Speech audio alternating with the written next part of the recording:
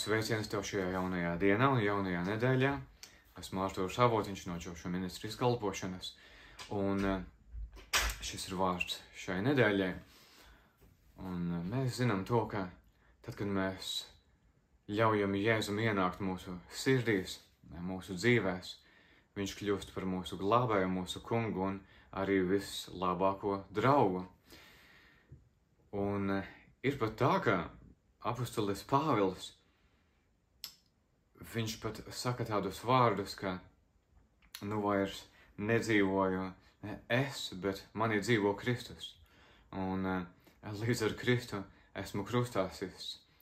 Tas ir par to, ka mēs vairs vispār jau pat nedzīvojam paši sev, bet mēs dzīvojam priekš Dieva, priekš mūsu debesu Tēva, mūsu radītāja, lai dzīvotu viņam arī, lai kalpotu viņam, protams. Šī raksturvieta bija Galatiešiem 2:20 par to, ka līdz ar Kristu esmu krustā sists, es vairs nedzīvoju pats sev, var teikt, kā to raksta, un paskaidro Pāvils par sevi, par viņa degsmi un nodošanos Jēzus dēļ.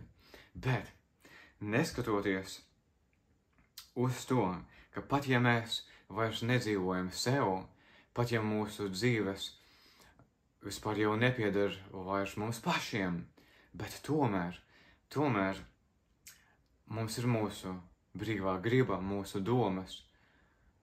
To mēs labi zinām. Tā Dievs to ir iekārtojis. Viņš vēlas, lai arī mēs izsakām savas vēlēšanās viņam, savas domas pasakām viņam. Un kas ir ļoti svarīgi, svarīgi ir saprast to, ka Dievam ir visas vajadzīgās lietas priekš mums. Viss, ko mēs vēlamies, pat tā, par ko deg mūsu sirds, to, ko mēs patiesi vēlētos, kaut tas piepildītos manā dzīvē. Arī tas Dievam ir sagatavots priekš mums, jo ne jau par velti Pāvila vēstulē Filipiešiem 4. nodaļā 19. pantā ir vārdi, kur atkal apustulis Pāvils saka šai draudzēji Filipos. Viņš saka: mans Dievs apmierinās katru jūsu vajadzību pēc savas godības, pilnās bagātības Kristu Jēzu. Tad kas notiek, kad Jēzus ir mūsu dzīvē? Viņa dēļ, Jēzus Kristus dēļ, mums no Dieva Tēva tagad pienākas ar pavisam legālām tiesībām. Viss, kas Dievam ir sagatavots priekš mums, tas viss jau pieder mums. Tikai tāpēc, ka Jēzus tagad ir kungs pār mūsu dzīvi, tās varenās lietas, kas ir ierakstītas pat debesu grāmatā par mūsu katra dzīvi, tas viss mums pienākas. Un mēs vienkārši to varam prasīt debesu Tēvam, lai viņš to dāvā, ja mēs kaut ko vēlamies no visas sirds. Dievs arī vēlas to visu mums dāvāt un dot.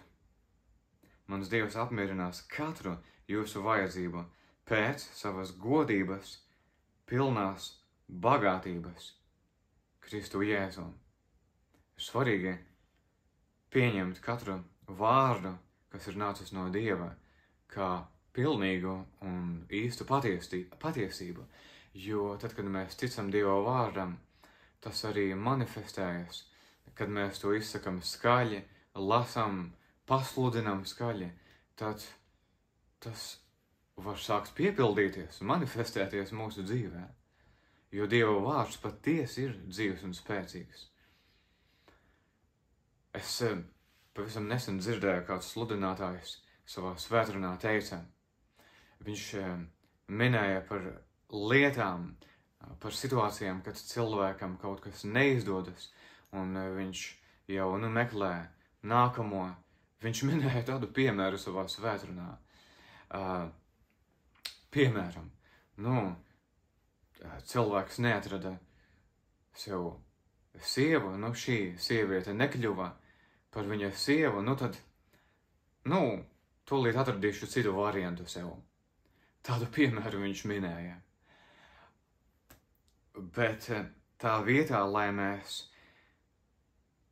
censtos ar visiem spēkiem kaut ko atrast, sameklēt, ir lietas mūsu dzīvēs, kas nav tik vienkārši tā iegūstamas, teiksim tā, kā piemēram, kad dodamies uz veikalu, nopirkt maizes klaipu.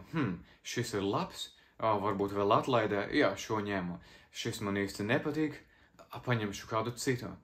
Ir kādas lietas, ko mēs varam iegādāties, ja man nepatīk šis vai neizdevās iegādāties šo kurpju pāri. Arī tas otrs nav slikts. Labi, nopirkšu arī, tad labāk to. Bet ir arī nopietnākas lietas un izvēles mūsu dzīvēs. Tāpēc tā vietā, lai mēs skrietu pēc savas gribas, pēc saviem ieskatiem, tikai un vienīgi pēc savām vēlmēm un personīgajiem plāniem, un tad beigās, ja vēl nekas nesanāk, mēs neesam apmierināti un mēs pat esam dusmīgi brīžiem, bet, lai no tā izvairītos, atziņa, kas pieskārās manai sirdī šajā laikā, ir tāda, ka mēs varam prasīt: Tēvs, kas tev ir sagatavots priekš manis? Kas ir ierakstīts manā debesu grāmatā par manu dzīvi? Kas tev ir ierakstīts, kas tev, Tēvs, jau ir sagatavots priekš manis? Ko tu vēlētos man dāvāt? Mēs varam jautāt Dievam vienkāršībā no sirds.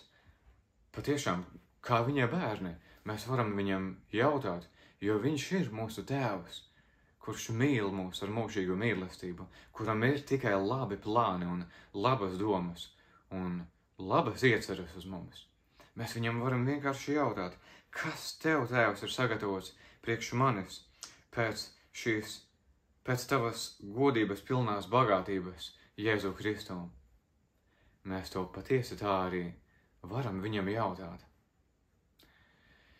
Tāpēc esi svētīts un piepildīts šajā dienā un nedēļā tālāk uz priekšu. Es iedrošinu lasīt gan šīs rakstu vietas, ko lasījām šodien, gan arī Dieva vārdu. Kopumā runā ar savu debesu Tēvu. Jautā, lūdz viņam, turpini klauvēt pēc lietām, pēc tām vēlēšanām un sirds deksmēm, kas ir tavā sirdī, ko tu vēlētos, lai tas notiek tavā dzīvē. To arī Dievam jautā un lūdz. Tāpēc esi svētīts ar šo vārdu un iepriecināts no Dievam. Tāpēc vēl vienu reizi patīkamu, jauku un Dieva svētītu šo jauno dienu un nedēļu tev vēlot, Jēzus vārdā. Pagaidām teikšu tev atā, uz redzēšanos, līdz nākamajai reizei.